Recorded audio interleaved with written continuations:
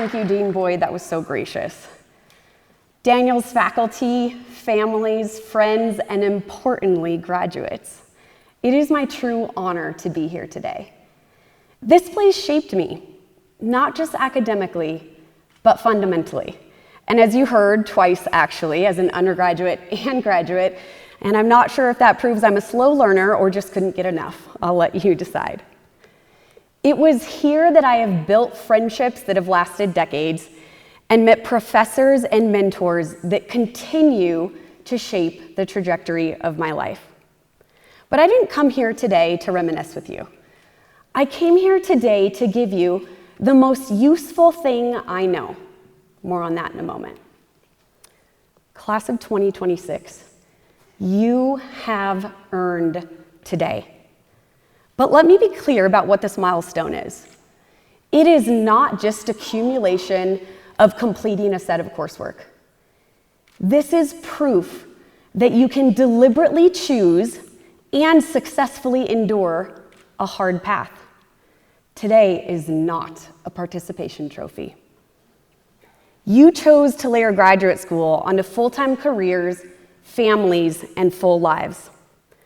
You chose late nights when it would have been easier to Netflix and chill. And you took on more when you could have had less. That is what today is about.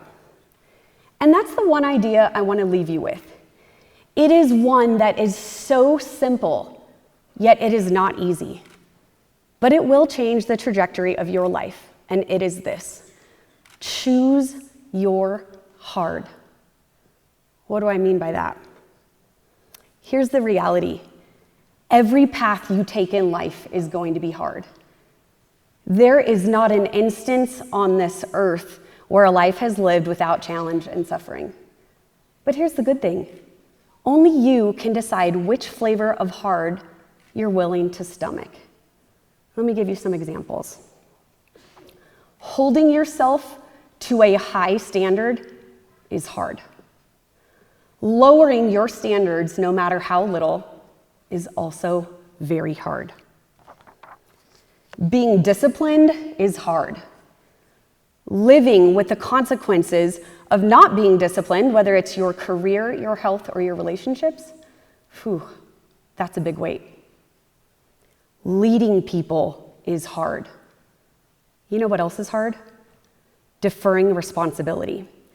And this is where most people in life will get it wrong.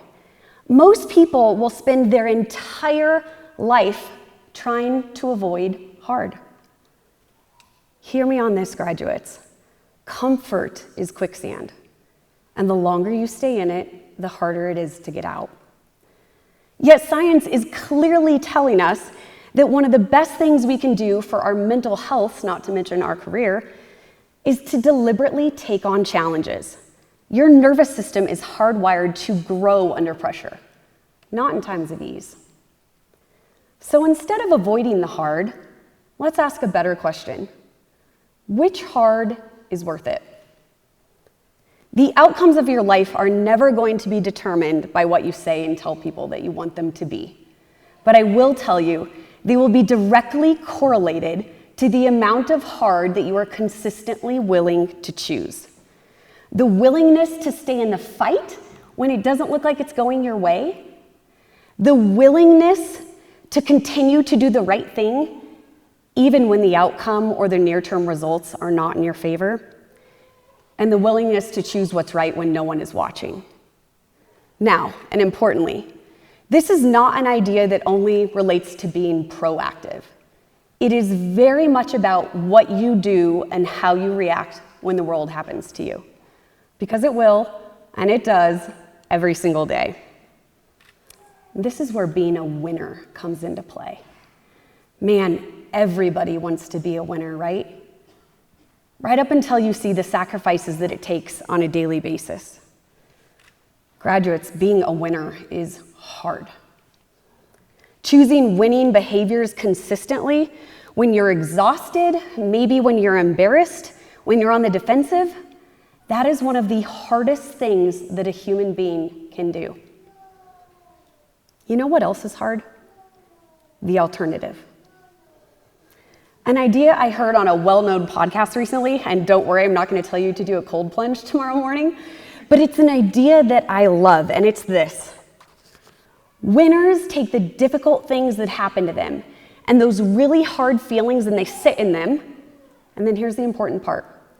They take those feelings and they convert them into something greater for themselves and the world. And that's what makes all the difference. Winners suffer the same way that all people do, but they don't avoid it, they don't numb it, and they don't outsource it. Winners take setbacks and they turn them into learnings. They take doubt and they turn it into preparation.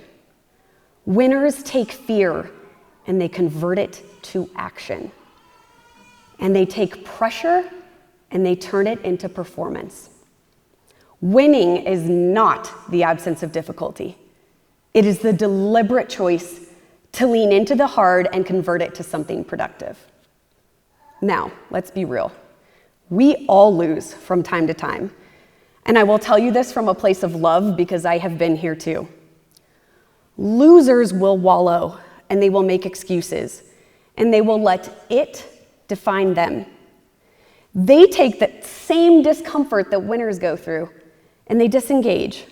For what feels like relief in the short term will turn into horrific outcomes in the long run. This path is also hard. It's just a different kind of hard. Let me tell you a story about a software engineer. This software engineer spent 11 years grinding at Yahoo, and he decided he wanted something new. So he applied to Twitter, now X, and he got rejected. And then he applied to his dream job at Facebook, and he got rejected. So at this point, he had two hard choices in front of him. Keep grinding unhappily and place the blame on someone else. That's the loser's move, by the way. Or take that rejection and use it as fuel to build something meaningful. 5 years later, that same job that rejected him bought his company for $19 billion. His company was WhatsApp, and the company that acquired him and rejected him was Facebook. Today, 2 billion people on the planet use WhatsApp to communicate with the people that they care about, many of them in places where it's the only connection or tool that they have. Graduates, that is what winning looks like. So either way, it's going to be hard. When something doesn't go your way, I want you to choose. Am I going to let it use me? Or am I going to use it? Suffer, feel your feelings, but don't let them drive. Because everything meaningful in this world sits on the other side of how you feel. It's either the hard you choose, or it's the hard that you avoid. Finally, life is cumulative, far more than what it appears in this moment. Your classmates here will become founders, investors, operators, and leaders. I didn't say they were joining the group project, but that's for another time. But these peers will become the people in your life that you call upon when you're choosing your hard. I know this because I live it. My Daniels peers, some of whom are in the audience today, are among the most trusted people in my life. So choose your hard and invest in the right people. And those are the behaviors that will compound towards winning, as well as give you the right actions when you inevitably lose. We've been really serious, but here's the good news. Remember what I said at the beginning? You, graduates, have already proven that you can choose and endure that difficult path. Your muscle is in shape, and now it's time to flex. Will you take it and build something meaningful? Will you choose the hard that makes the people in this room proud to know you? That same kind of hard that you 10 years from now will thank yourself for? Or will you drift into another kind of hard?